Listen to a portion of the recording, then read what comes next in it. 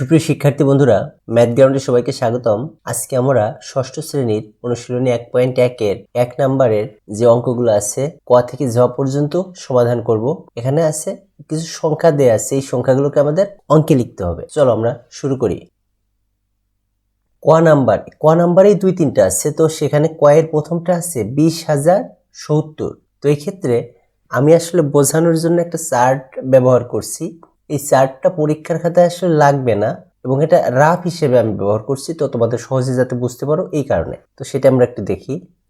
দেখো, এটা আমরা কিন্তু প্রাইমারি থেকে শিখে আসছি যে একক, দশক, শতক, হাজার, অযুত, লক্ষ, নিযুত, কোটি। তো এই চার্টটা আসলে আমি এটা ব্যবহার করছি রাফ হিসেবে, এটা তোমাদের ব্যবহার করা লাগবে না এবং তোমরা যখন এই অঙ্কগুলো করবে তখন আসলে এটা লাগবেই না, কিন্তু শেখার জন্য এবং প্রথম ভালো করে শেখার জন্য এবং যাতে ভুল না হয় সেই ক্ষেত্রে আমাদের এই চার্টটা কিন্তু খুবই দরকার। তো দেখো, আমরা যদি অঙ্কে লেখার ক্ষেত্রে প্রথমে পড়ি এখানে 20,000। আচ্ছা, তার আগে একটা কথা বলে নিই, আমরা কিন্তু নিযুত আর এই অযুত এটা কখনোই পড়ি না। এখানে আমরা কি করি, আমরা নিযুত আর লক্ষ মিলায় লক্ষ পড়ি, আর অযুত আর হাজার এই দুটা মিলে শুধু হাজার পড়ি। সুতরাং আমাদের মনে রাখতে হবে যে অযুত আর হাজার এই দুটাকে শুধুমাত্র আমরা হাজার হিসাবে ধরবো, আর নিযুত আর লক্ষ এই দুইটাকে আমরা শুধু লক্ষ হিসাবে ধরবো। তাহলে দেখো, আমাদের প্রথমেই বলছে 20,000, তাহলে 20,000 মানে কিন্তু শুধু এই হাজারের ঘরে 20 লিখতে হবে না, এই অযুত আর হাজার মিলাই হচ্ছে হাজার। তার মানে 20 আমরা কোথায় লিখবো, 20 লিখবো এই দুইটা ঘর মিলায়ে। যেহেতু 20 দুইটা অঙ্ক মিলে হয়, তাহলে আমরা এখানে প্রথমে দেব 2 আর এখানে দিব 0। তাহলে আমাদের 20 লেখা হলো 20,000। এরপরে কত আছে 70। দেখো 70 আমরা জানি দুইটা অঙ্ক মিলে 70 হয়, তাহলে দুইটা অঙ্ক কোথায় লিখবো, এই শেষে। এখানে লিখবো 7, এখানে লিখবো 0।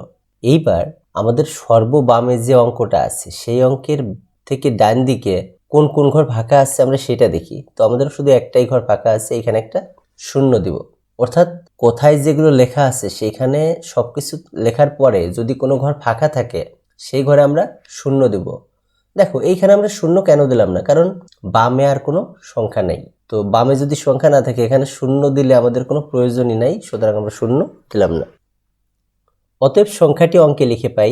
দেখো, এই সংখ্যাটি আমরা এখন অঙ্কে লিখলাম, অর্থাৎ এটাই লিখে দিলাম 20,070, অর্থাৎ 20,070। আর একটা কথা, আমাদের কিন্তু অবশ্যই সংখ্যাটি অঙ্কে লিখে কমা দিতে হবে। তো কমা কোন ঘর, 3 ঘর পর, অর্থাৎ দেশীয় পদ্ধতিতে হচ্ছে প্রথম 3 ঘর, তারপর 2 ঘর, তারপর 2 ঘর। এভাবে যদি আরো থাকে আবার 3, অর্থাৎ 3 2 2 3 2 2 এভাবে আমরা কমা দিব। তো এই ক্ষেত্রে দেখো, আমরা প্রথমে 3টার পরে কমা দিলাম, এরপরে 2টার পরে দিব, কিন্তু 2টার পরে দেওয়ার পরে আর তো যেহেতু সংখ্যা নেই, সুতরাং আমাদের এটা আর দেয়া লাগবে না। তো এটা আমাদের অ্যান্সার।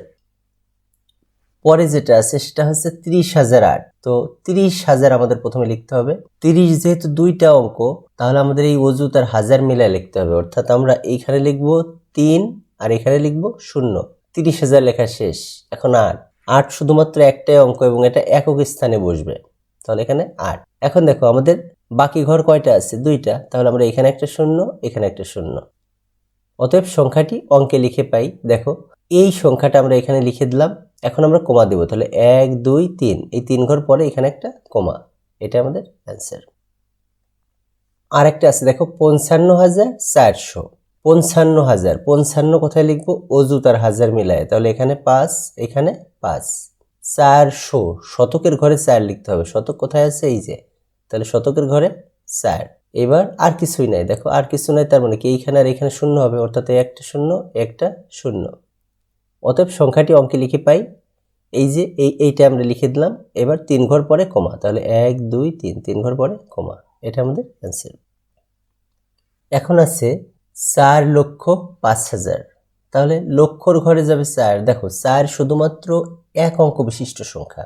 যদি এখানে 2 অঙ্ক বিশিষ্ট সংখ্যা হতো তাহলে আমরা নিযুত আর লক্ষ মিলায় লিখতাম, কিন্তু যেহেতু 4 সংখ্যাটি হচ্ছে এক অঙ্ক বিশিষ্ট, সুতরাং এখানে শুধু লক্ষর ঘরে লিখলেই হবে। অর্থাৎ আমরা এখানে লক্ষর ঘরে 4 আর হচ্ছে 5,000, তাহলে হাজারের ঘরে লিখতে হবে 5।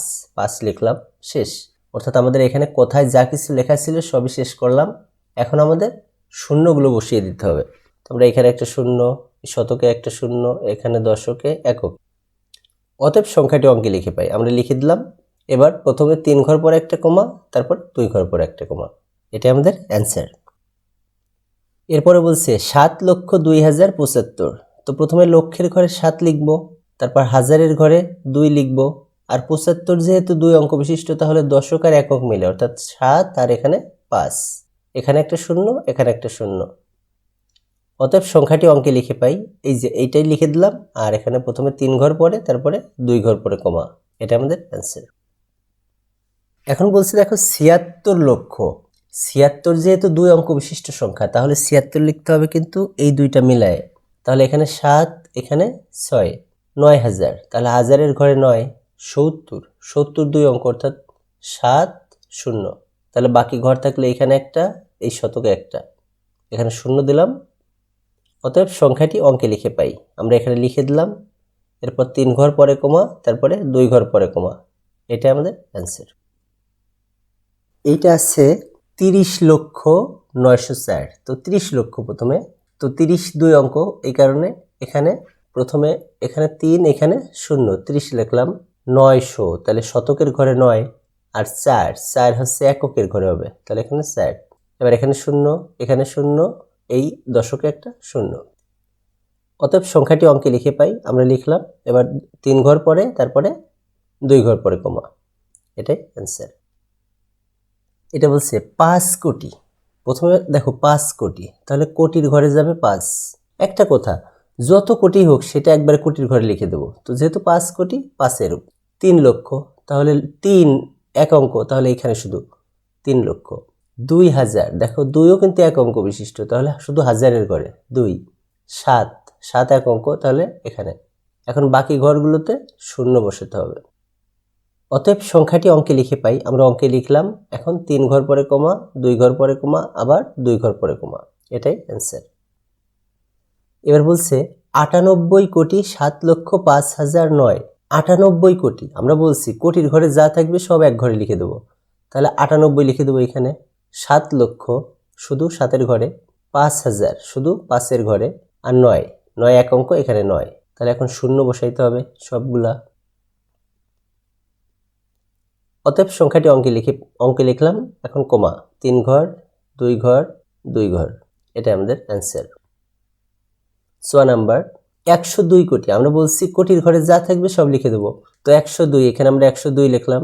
5,000, তাহলে 5,000 মানে এই 5-এ হাজারের ঘরে 5, এবার 700, তাহলে শতকের ঘরে 7, 8, 8 হচ্ছে এককের ঘরে, তাহলে বাকি সব ঘর শূন্য। অতএব সংখ্যাটি অঙ্কে লিখলাম। এখন আমরা এখানে একটা কমা, 3 ঘর, 2 ঘর, 2 ঘর। এটাই আমাদের অ্যান্সার। এবার 6 নাম্বার 955 কোটি, তাহলে 955 এখানে লিখে দেবো। 7 লক্ষ, তাহলে এখানে লক্ষর ঘরে 7, 90, 90 2 অঙ্ক, তাহলে 9 আর 0, বাকি ঘরে সব শূন্য বসবে। অতএব সংখ্যাটি অঙ্কে লিখলাম আগে, এবার 3 ঘর পরে কমা, 2 ঘর, আবার 2 ঘর। এটা আমাদের অ্যান্সার। এবার বর্গীয় জ নাম্বার 3,500 কোটি। দেখো আমরা বলছি সব কোটির ঘরে যা থাকবে একবার লিখে দেবো, তাহলে 3,500 মানে কি 3500, তাহলে আমরা এখানে লিখবো 3500 কোটি। 85 লক্ষ, 85 2 অঙ্ক, তাহলে এই দুইটা মিলে, তাহলে এখানে 8, এখানে 5, 85 লক্ষ। 900, তাহলে শতকের ঘরে 9, 21, তাহলে 2, 1, বাকি ঘরে 0। অতএব সংখ্যাটি অঙ্কে লিখলাম। এখন প্রথমে 3 ঘর পরে কমা, তারপরে 2 ঘর, আবার 2 ঘর, এর পরেও আছে, তাহলে আবার 3 ঘর, অর্থাৎ 3 2 2 3 2 2 এভাবে। তাহলে এটা আমাদের অ্যান্সার। এইবার এটা হচ্ছে আন্তর্জাতিক রীতি। আন্তর্জাতিক রীতিতে আমাদের এই শতক, দশক, একক এইগুলো আগের মতোই থাকবে, কিন্তু এই আন্তর্জাতিক রীতিতে এর পরে হচ্ছে হাজারের ঘর, মিলিয়ন, বিলিয়ন, ট্রিলিয়ন, কোয়াড্রিলিয়ন, যেখানেই যাই সেগুলো সব 3 অঙ্ক বিশিষ্ট, মানে 3 অঙ্কে থাকে। তাহলে আমরা এখানে প্রথমে বলছি দেখো 50 বিলিয়ন।